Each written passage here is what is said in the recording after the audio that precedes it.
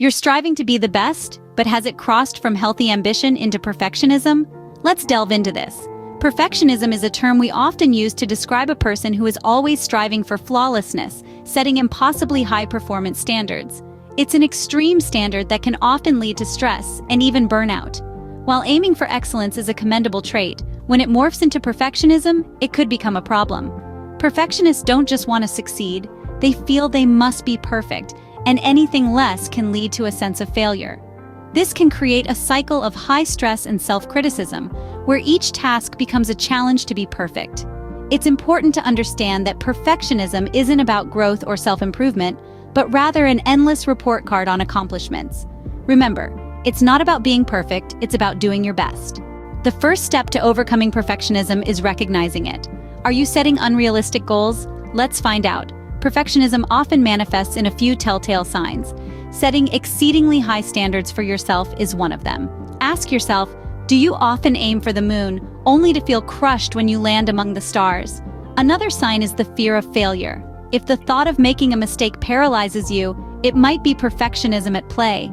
Procrastination, too, is a common symptom. You might delay starting a task because you're worried it won't turn out perfect. It's important to be honest about these tendencies. Acknowledge them without judgment. Remember, it's not about labeling yourself as a perfectionist, but understanding your habits and patterns. Recognizing perfectionism is the first step to overcoming it. It's okay to strive for excellence, but don't let it control you. Embracing imperfections is our second strategy. Sounds tricky? Let's explore this. Picture yourself as a piece of art. Every stroke, every color, every detail contributes to the masterpiece that is you.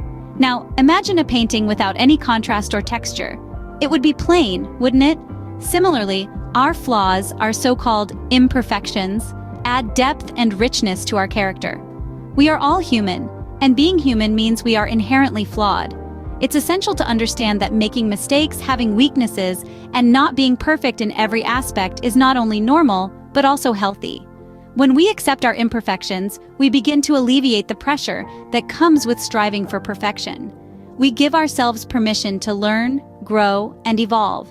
This acceptance, in turn, can lead to a healthier self-image and a more balanced approach to life. Remember, it's our imperfections that make us unique. Don't be afraid to embrace them. Setting realistic goals is our third strategy. Let's see how this works.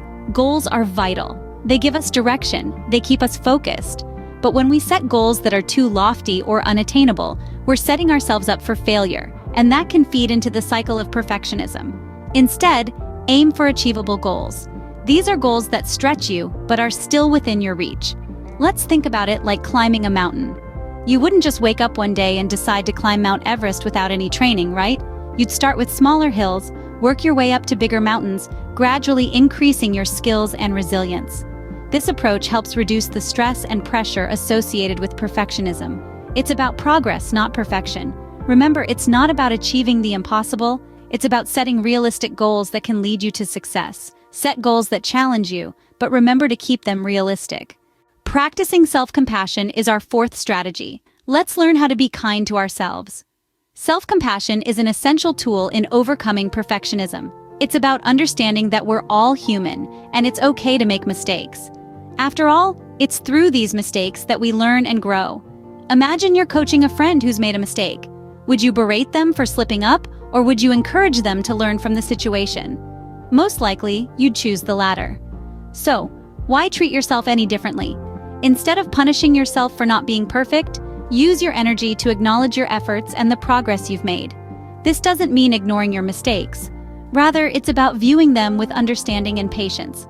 It's about saying, yes, I made a mistake, but that doesn't define me. I can learn from this and move forward. Self-compassion is like a soothing balm for the harsh sting of perfectionism. It allows you to transform your struggles into stepping stones towards growth and development. Remember, self-compassion is key. Be kind to yourself. Seeking professional help is our final strategy. Let's see why this can be helpful. Sometimes, despite our best efforts, we can find ourselves stuck in the cycle of perfectionism. This is where professional help comes in. Therapists and counselors are trained to provide you with the tools and techniques to help manage your perfectionistic tendencies. They can help you understand your thought patterns and guide you to develop healthier, more balanced perspectives. Professional help doesn't mean you're weak or incapable. On the contrary, it shows you have the courage to reach out and take control of your life. These experts can help you navigate your feelings and teach you strategies to handle stress and anxiety that often accompany perfectionism. They can also offer a safe space for you to explore and understand your drive for perfectionism. Remember, it's okay to ask for help. It's a step towards empowerment, not a sign of defeat. Don't be afraid to seek help, you're not alone in this. So, we've covered a lot today. Let's recap. We began by defining perfectionism, the relentless striving for extremely high standards, and the tendency to judge one's self-worth based on the ability to achieve such standards. Then, we unveiled 5 practical strategies to overcome this self-imposed hurdle. First, we emphasized the importance of recognizing perfectionism, of becoming aware of its presence and its impact on your life. Next, we shared the power of embracing imperfections, understanding that they are a part of life and growth. We then discussed setting realistic goals, aiming for progress, not perfection. This was followed by the 4th strategy of practicing self-compassion, of being kind to yourself when you stumble or fall.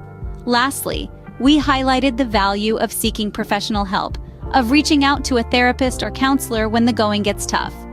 Remember, it's not about being perfect, it's about doing your best. Thank you for watching.